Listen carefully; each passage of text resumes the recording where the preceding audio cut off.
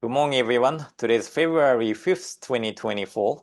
We are going to chant Shoshin Nembutsuge in Gyofu style. So please join me in Gassho. Please put your palms together. Namo Amida Butsu. Namo Amida Butsu.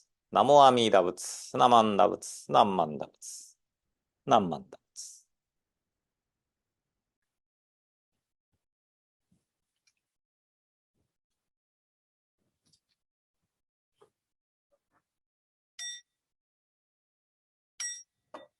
Shi myō muryō jūgyō rai. Namo fukashi koho bosatsu ingi zai seiji zai obusho token shobutsu jodo in kokudo nginden shizenmak konryu mujōshu shogan chōhotsu kei udai guzei gokoshi uishi shōju 十世名称文実法不法無量無変更無下無体公園の少女歓喜知恵公不断難事無証拠小日学校小人説一切群上無交渉本願名号少女号知心信行願人上等学小大涅槃一子滅道願成就如来生意公出世唯説弥陀本願会五辱悪事群上会大神如来如実言納発一年期愛心不断煩悩特涅槃凡上逆法再営業領収信入会一味摂取信仰上昇号異能水波無明暗頓内心臓死運無上不真実新人天異行一行不運無運無しげ妙無暗逆心謙兄弟狂気即応超絶合悪臭一切全幕凡部人門心如来偶然願仏言広大小芸者全員名踏んだりけみだ仏本願念仏邪見教満なく修上信行十字人義難南中市南昔インド祭天地論月中華自治地市構想現代小構成小一妙如来本税要期釈迦如来両河線一種五妙南天竺有十大自出頭世質の財波有無権先絶大乗無情報召喚議事小安楽賢治難行六六信行異行指導楽億年弥陀仏本願自念即自入必上唯能上昇如来号方法大偶税音天神菩薩造論説奇妙無下光如来永州たら見真実光線の頂戴誓願こういう本願力栄光移動群上昇一心記入功徳大崩壊立逆入大栄修習徳子蓮華造世界、即小信用発祥人、有本の林源人図、入生寺音寺有月、本師論乱両天使、上高乱消防殺来、三蔵ルシ十上教、本上専業気楽法、天神菩薩論中下、報道因果見世願、方言でこうたり、頂上心唯心人、枠前本部新人法、承知生じ即涅槃、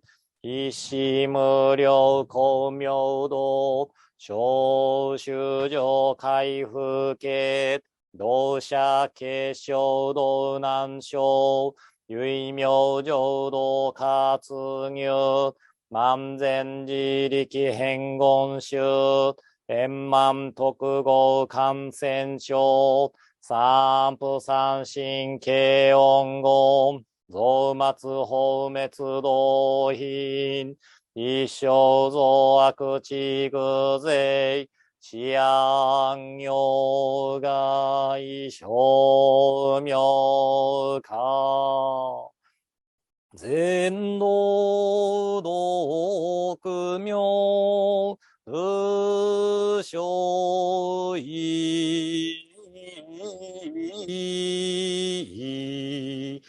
公愛上三、陽逆悪、光明明語見人年、会議本願、大地会、行者小樹、今後心、教期一年、総合、よい大当逆三人、即小法小、地上楽、原神公開一大慶雨、延期安行、官に祭、先祖死有心反先人、法権義道、小弁理由、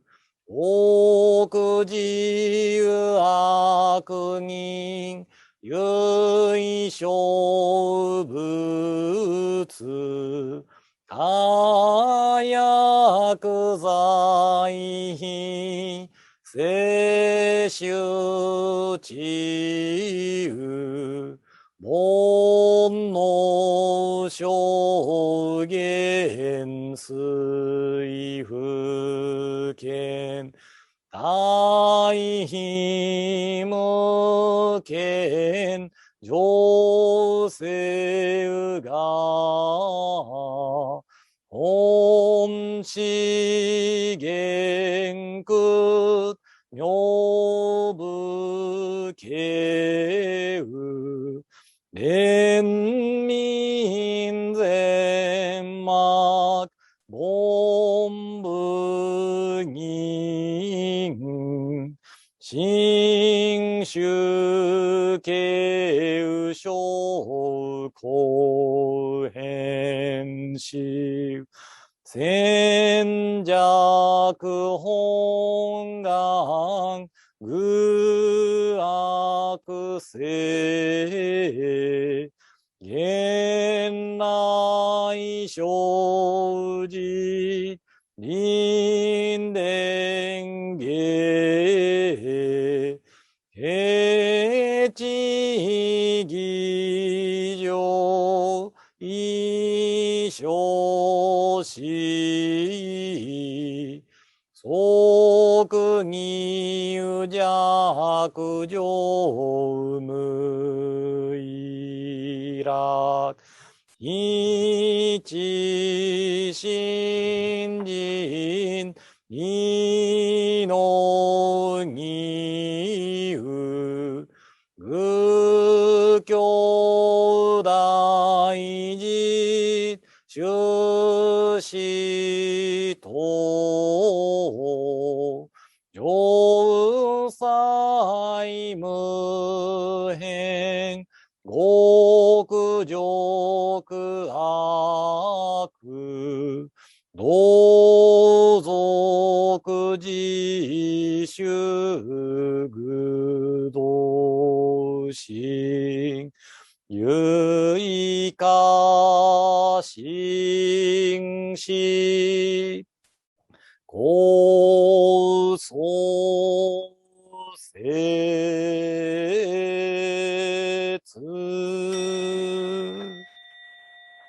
ナマンダブ、ナマンダブ、ナマンダブ、ナマンダブ、ナマンダブ、ナマンダブ、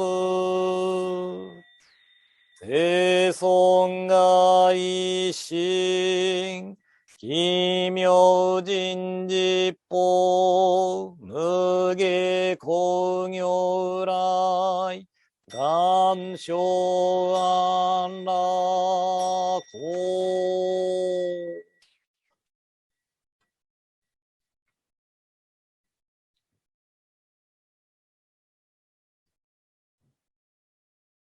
ナマンダーブツナマンダーブツナマンダーブツナマンダーブツナマンダーブツナマンダーブツナマンダーブツナマンダーブツ。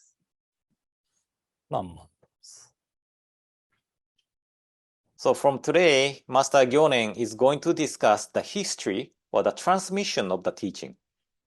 The question is short, but the answer is long, so I will divide the answer in few sections. And question: what are the circumstances of the transmission from ancient time up to the present of the writings that embody these teachings? Answer: when the Tathagata was in the world, he did not employ written records. As they heard the teachings, people cultivated their practice, and they would thus attain the benefit that is enlightenment.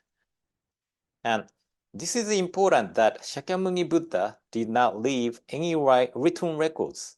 So all the sutras begins with, "Thus have I heard." And there are two ways of asking for the approval in the traditional Buddhist sanghas. One is to bring up something to the sangha and ask for the approval of the sangha for 3 times. If no one go against it for the 3 times, the proposal is approved. And this style is used for the approval of the important matter. And another is the same matter of bringing up something, but the sangha only need to approve it for 1 time. And this style is used for the approval of not so important matter. So even though the teaching of Shakyamuni Buddha was not written by Shakyamuni Buddha, it still needed to have approval of the sangha, and the authenticity of the teaching is guaranteed by the approval of the sangha. And continuing on, after the extinction of the Tathagata, there then came to be the first written records. These came to be disseminated, and in this way, the eyes of many sentient beings came to be opened. Based on this, Mahakāshyapa and others compiled the three Pitakas of the Hinayana in the Pipala cave. Ajita and others compiled the teaching of the Mahayana on Mount Chakravala. So according to Master Gyonen's understanding, the three Pitaka of the early Buddhist schools are compiled by Mahakāshyapa and others. Pipala cave is in Rajagriha in India. And the three Pitakas of the Mahayana is compiled by Ajita, and more known as the name Maitreya. In Mount Chakravala, this is the mountain appears in the Indian cosmology. And there are no ways we can find out if this is true or not. And important thing is not whether this was true or not historically, but how the teaching guides us and correct our way of life. This is the important thing. And moving on, thereupon Mahakāshyapa grasped the sacred Dharma and continued its profound teachings. The Venerable Ananda upheld the sutras and the Dharma, and so benefited many beings. Madhyantika and Shanakava each held high the banner, literally the net of these teachings. Upagupta manifested a glorious name in a singular manner. So both Madhyantika and Shanakava are disciples of Ananda, one of the disciples of Shakyamuni Buddha. And Upagupta is the disciple of Shanakava. So there is a distinct line of succession from Ananda to Shanakava and Upagupta. And thinking about the characteristics of the Sangha's meetings, I don't think the teaching had been changed drastically from Shakyamuni Buddha's time, and we will see this in the later part of the answer. And some people say that Mahayana Sutras are made up by the people of the later years, so that it should not have authority as the three Pitakas of the Theravada. But all the three Pitakas, including Theravadas, were compiled after the passing of Shakyamuni Buddha. But I am sure that at least all the sutras and precepts went through the Sangha's meeting, and it was approved by the Sangha. But anyway, moving on, this is a long section, but it said, in this way, for a period of 100 years after the extinction of the Tathagata, the Dharma was transmitted as one would pour water from one vessel to another, with nothing being lost. These five masters of the Dharma were in this manner meritorious in their transmitting and in their upholding of the Dharma. After some 100 years, many saints also appeared, and each in turn transmitted the sacred canon, each taking and passing on the great Dharma. Nevertheless, with the disappearance of these various saints, there came to be some extinction of the Dharma and of its significance. In this way, then Ananda entered into Samadhi, and Shanakava was unable to understand this. Sanakava entered into extinction, and with him many scriptures also disappeared. Even though this was the case, quite a lot still remained, and the remaining teachings were truly many. The true Dharma lasted for 1,000 years. Eventually, the period of the end of the Dharma, Mappo, arrived. During this period of the Dharma was grasped, upheld, and spread to very many different places, to all of the lands in India and even Japan. All of the other countries are too numerous to be mentioned. Each propagated the sacred scriptures and caused the affairs of Buddhism to flourish. And as many of you might know this already, depending on the scriptures, but the age of the true Dharma is 500 to 1,000 years after the passing of Shakyamuni Buddha. And it was believed that the age has entered the last Dharma age already in the 13th century. And during this period, it's now referring to the period of the end of the Dharma, but it is referring to the period of the true Dharma. And the teaching has spread during the period of the true Dharma, and Buddhism flourished in many countries. And from next section, Master Gyone is going to talk about the history of Buddhism in India. So I hope today's explanation helped. And in closing, please join me in Gassho. Please put your palms together. Namo Amida Butsu. Namo Amida Butsu. Namo Amida Butsu. Namanda Butsu. Namanda Butsu. Namanda Butsu. This concludes today's morning service, and I hope you will have a wonderful day today and hope to see you tomorrow morning. So thank you for attending today's service.